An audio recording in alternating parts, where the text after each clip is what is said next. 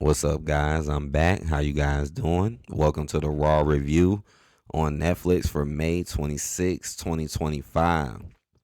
Now, I wasn't able to get this live stream this week on Raw, but I still seen the show. I still know what happened. So I'm still gonna give you guys my thoughts and my opinions and my predictions about what's really going on and what's really happening and how people are really looking. um, I should more than likely be here for SmackDown, but if anything changes, I will let you guys know. Cause I love to come in and chat it up with you guys. So thank you guys for that. The headline for today was CM Punk destroys Seth Rollins with a GTS after Rollins qualifies for Money in the Bank. Yeah, we're gonna talk about that. Cause honestly, that was just the same old repeated thing again. But let's start from the top. We got Seth Rollins, Braun Breaker, Bronson Reed, and Paul Heyman outlined their vision. So this promo I actually did enjoy a little bit. I don't know why. It's like I kind of did enjoy it a little bit. Maybe because I'm like, okay, at least they're trying in some type of manner to make this group look like a strong group. Like they're trying somehow. It may be because it is something kind of different. I know I've seen some people say they don't like it or that, but honestly, I don't think this promo was great because nothing really fully got explained still. Because as the headline says, it outlined their vision, and that's pretty much what they did is outline who they think people are and who they are and what they want to do. Still never really fully explained why all y'all came together, and we all know none of this really makes sense. Why everybody knows Bronson Reed really shouldn't be friends with Seth in the first place. But like I said in the beginning, though, I think at the end of the day, this feud is just gonna fall apart. Like everybody's gonna turn on each other. That's how I feel. Some people say this faction may last a long time. I don't think so. I think this faction may go maybe a little past SummerSlam. I don't know. It just really feels like people going to turn on each other, and it was a lot of that. And under Mr. H, he loves to make people turn on each other, anyways. And these guys could have beef with Seth, anyways, like low key beef. But overall, though, I actually enjoyed this segment in some kind of manner. Yeah, it was long, but I just like the hype. Like, okay, build these guys up, hype them up a little bit. But all right, so not too terrible. It was a little long though. Then we had Penta defeating Chad Gable and Dragon Lee in a triple threat match to qualify for the Money in the Bank ladder match. Now this is just so stupid. Like it's so annoying seeing them do this El Grande stuff. He's Chad Gable. He's El Grande. He's fighting the Luchadors. The Luchadors are fighting the Luchadors. It's like no real diversity or nothing organic.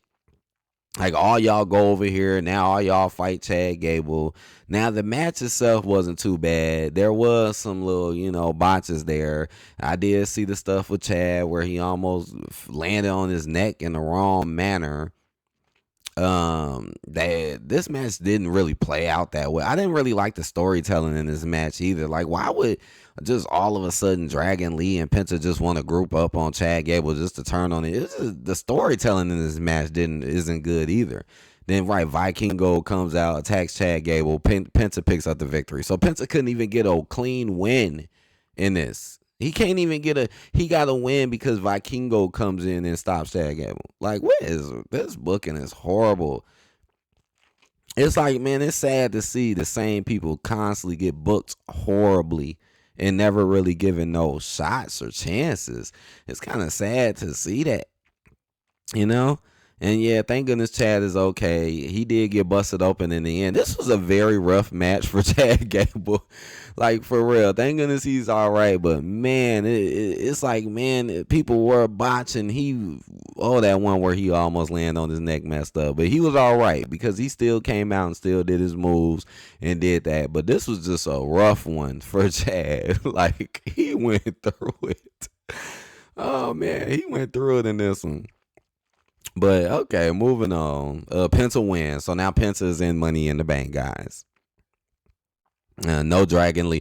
Oh, right. Dragon Lee did do that one move too, right? I did see that move when Dragon Lee just shot through the ropes and just, man, that was a crazy like spear he did on the outside. I think he did it to Penta. and he just shot out. It was so crazy. Like, it was so quick. Or Dragon Lee did that, actually. Just shot out. It was like a crazy suicide dive where he just really went far and just, it damn near looked like a spear. And then they was on top of the announce table. So that was a pretty cool spot. Man, this man, everybody, I'm telling you, this match, boy. What is this was not your average match. This people putting their lives on the line in this one, yo. Straight up. Okay. Then we had Rusev defeat Akira Tozawa, and Sheamus confronts Rusev after the match. Now, this was just, oh man, this Rusev build is so horrible. And now we know why Sheamus is back. So Sheamus only really came back to get buried by Rusev 9 times out of 10. You never know. This could be one of them long dragged out feuds between these two dudes where they got to fight at least 3 times. But I mean, this is just bad for Rusev. You oldest, then you beat Akira within seconds, which is just a waste of time. What was the point? What was the point? What are y'all doing with Akira Tozawa? Nothing. Sheamus comes out. They just have a stare down, and Rusev walks off. What the hell? I felt like them dudes should have just started brawling right there, especially when Sheamus took his shirt, his jacket off. Man, I'm like, well, man, they should have just started brawling right there. That's how I felt, but that didn't happen. They keep doing this weird stuff with Rusev where he act like he ain't as intimidating as what he really is. Just like when he had to leave out the ring to come back to sneak Otis. It's just, I still believe Rusev is going to win this feud. And heck, this might even be a good match. But yeah, what's really going on with Rusev and Sheamus? World Tag Team Champions, The New Day, defeat the Creed Brothers and the War Raiders in a triple threat tag team match. I mean, honestly, nothing much to say here. Nothing really much to say here, man.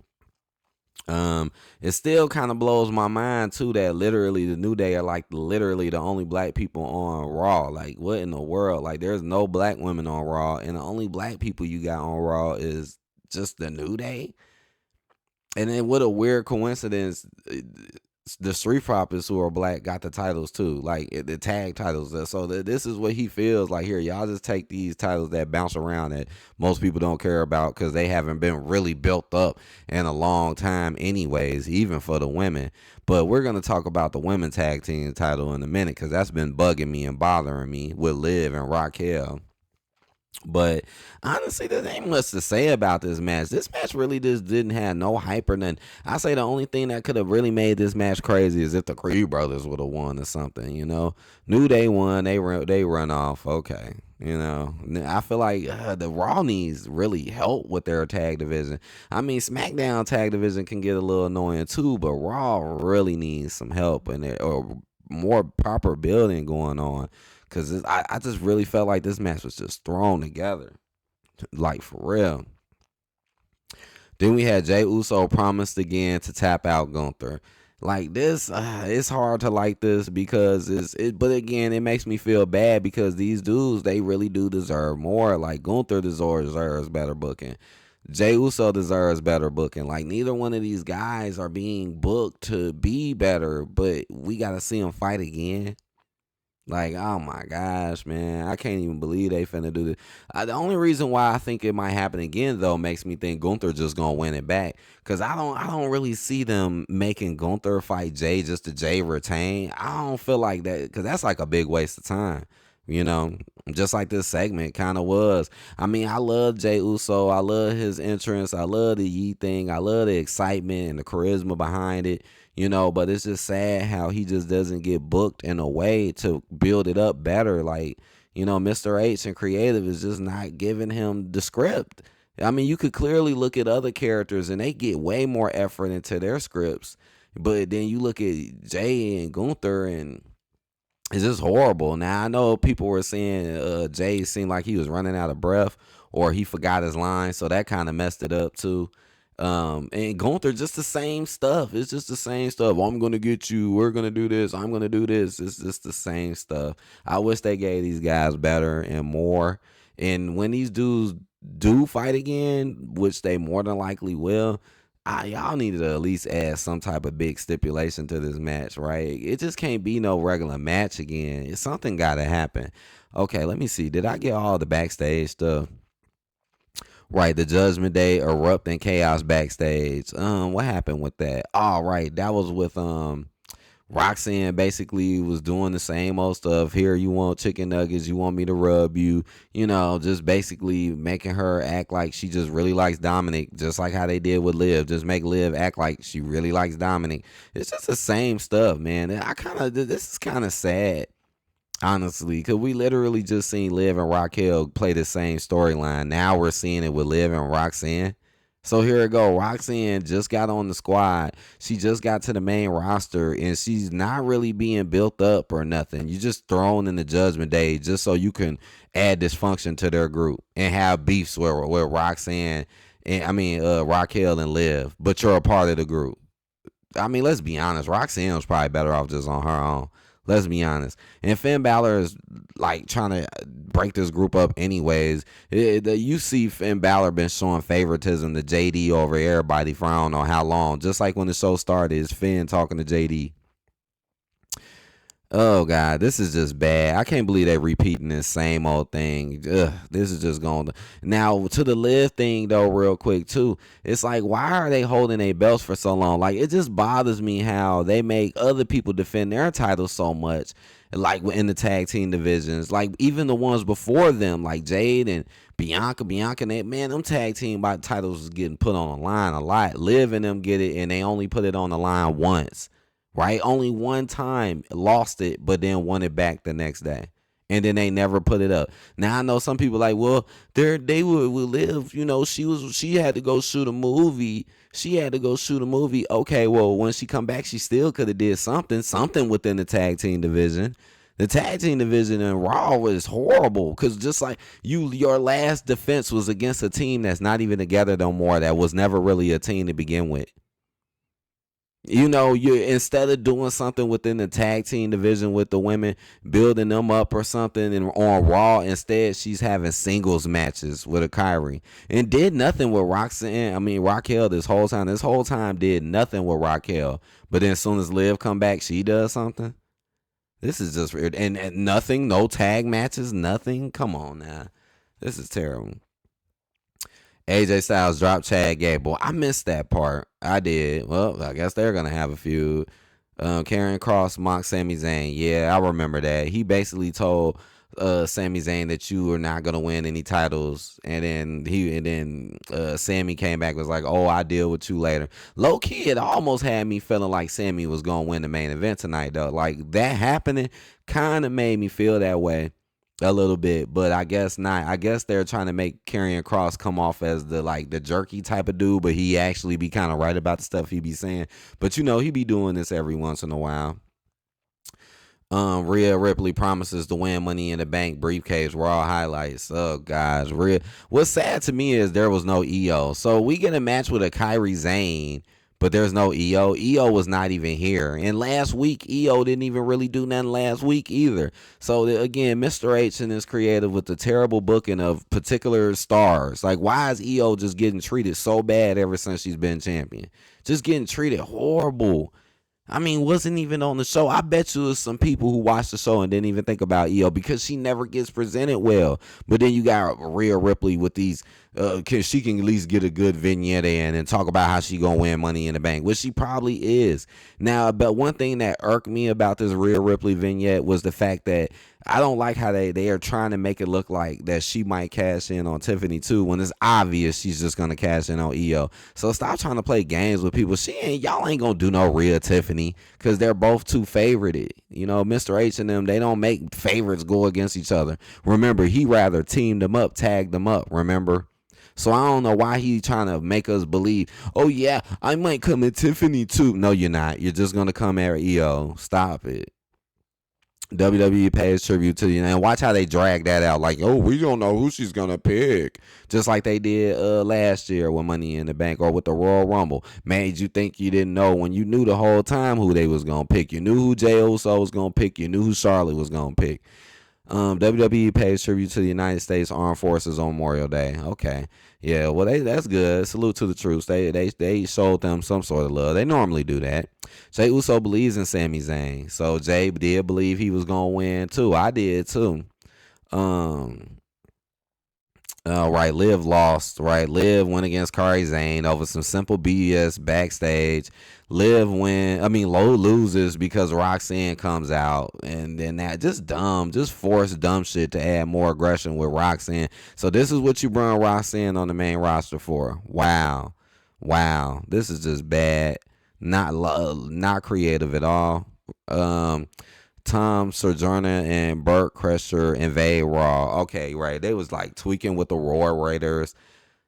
We done seen this dude before, wild out before and take his shirt off, and he did it again and wild out. Little comedy skit. Liv Morgan returns to find Roxanne Perez massaging Dominic. Right, that's how it began. Well, it's still childish. This is a childish writing of a storyline. These y'all are like grown ass adults acting like little ass kids. This is and then got the same story on repeat. Like Liv literally was doing the same thing. Why? Oh my gosh. Live Valkyrie and Becky Lynch got into a personal war awards. This was pretty much dragged out. This is dragged out, man. Again, this is terrible. Lyra ain't doing nothing with this title but fighting Becky, who should really be above her, really. You lost twice. You're still fighting her. This is so dumb. You were in a team with her, went heel for nothing. Now, they did have better promos in the past, and it is kind of funny how the crowd is getting behind Lyra with the bird noises. But this one wasn't a good promo. This one was not good. This was that same old, you're in my DMs, your man looks like this, personal BS. Just that's why I knew the Charlotte and Tiffany stuff was not, that was clearly scripted and written. Cause and here go, you're hearing it again pretty much over here. Scripted and written. Yeah. They're bad. You know it's bad when they gotta take personal digs like that. This was not. Now they had better promos in the past, but not this one. Becky shouldn't even be fighting her again. This is just stupid. You gotta see him fight again. Then the main event: Seth Rollins defeats Sami Zayn and Finn Balor in a triple threat match to qualify for Money in the Bank ladder match. Again, they had me going with Sammy winning this, man, because I felt like Seth really didn't need to win this because you already are like the main thing on Raw. But no, he ended up winning. His goons came out because I did think that too, though, as well. I was like, man, there is a chance that Braun and them can come out and just help. And that's exactly what happened. This match was long as hell, man. Not saying it was a bad match. But yeah, Braun and them came out, man, and just basically just helped Seth win. Seth picks up the win because of the interference. And then afterwards, so now he's in the Money in the Bank. Oh man, it's a strong chance Seth can win this, but we'll see who else enters. Then CM Punk tricked Seth Rollins and blasted him with a TCS. So basically Punk came out, did the exact same thing he did with last week. Except they were already like 3 deep in the ring. So he had to sneak them, make them act like they were going to the entrance. He came out, snuck Seth, GTS'd them, ran away. Show ends with him running away, talking mess. I know. What? Y'all know that's not good. Y'all know CM Punk could at least do a promo or do something different or try to build up his faction or something. What's going on? It's like him and Sami Zayn was just so separate. Nothing is just like, what is going on here? Seth winning was a little interesting, though. Hey, that is a little interesting to me. But, hey, that's the show. I don't want to make this too long because I know this is getting long. Please hit that like button. Please comment. Subscribe if you're new. Thank y'all. I didn't get the live stream, but I'll try my best to get the review out. But I'll try also my best to be here on Friday for, live. So, see y'all later. Look out for some videos or posts, and peace out.